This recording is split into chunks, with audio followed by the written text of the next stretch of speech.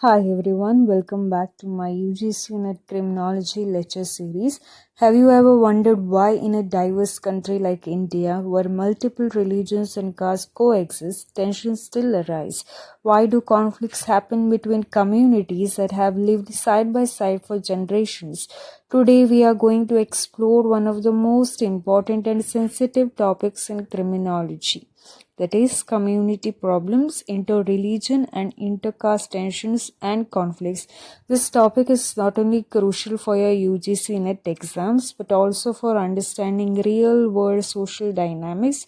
So stay with me till the end because this will completely change the way you look at crime in society.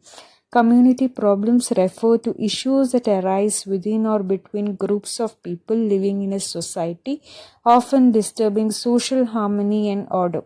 Among these, inter-religion and inter-caste tensions are some of the most complex and deeply rooted conflicts. Inter-religion conflict occur between followers of different religions, while inter-caste conflict occur between different caste groups, especially in society like India, where caste has historical significance. These tensions are not just social issues, they often escalate into crimes such as riots, violence, discrimination, and even hate crime. From a criminological perspective, these conflicts can be understood through theories like social disorganization and conflict theory. Society is not always harmonious, it is often a space of competition over power, resources, and identity.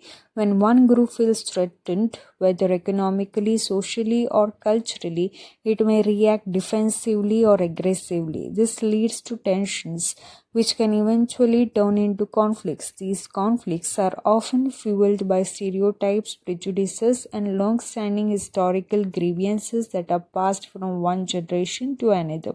Let's first understand inter-religious tension.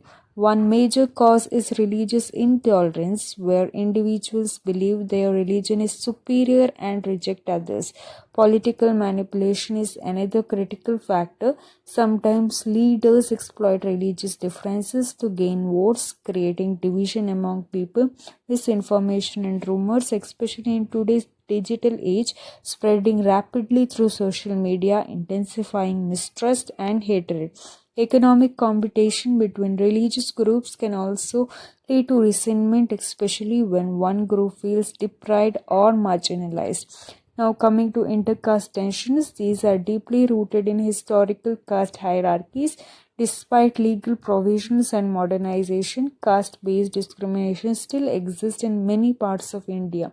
Conflicts often arise due to issues like reservation policies, land ownership disputes, social mobility of lower caste, and resistance from dominant caste. When traditionally oppressed groups assert their rights, it sometimes leads to backlash and violence from those who feel their dominance is being challenged.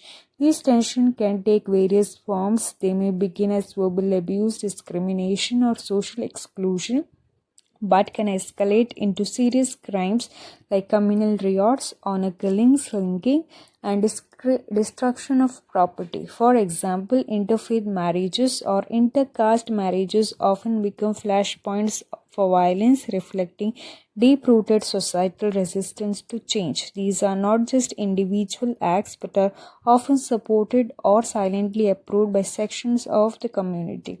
From a criminological lens, these conflicts are examples of group crimes where individuals act as a part of a collective identity rather than independently. The concept of mob mentality plays a crucial role here.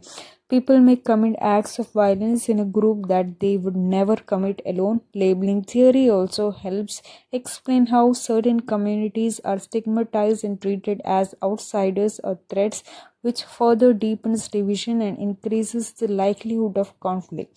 The impact of such tension is devastating. It leads to loss of life, destruction of property, displacement of people, and long-term psychological trauma. It breaks down trust between communities and weakens the social fabric of the nation.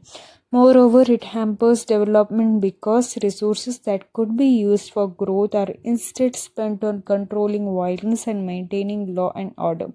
To address these issues, laws have been enacted to prevent discrimination and violence, such as provisions against hate speech, communal violence, and caste-based atrocities.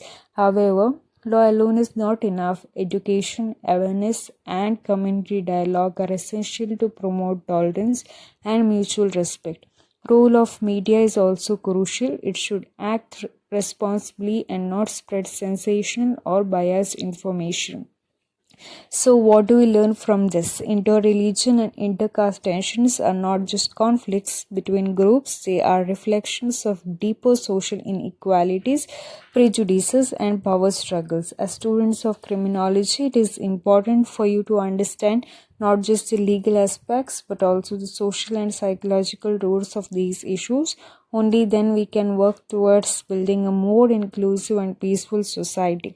If you found this explanation helpful, make sure to like this video, share it with your friends preparing for UGC NET, and comment below what do you think is the biggest cause of community conflicts today. Also, don't forget to subscribe because I'll be bringing more such high quality criminology content along with practice questions to boost your exam preparation. Please check your description to get the practice questions. Thank you.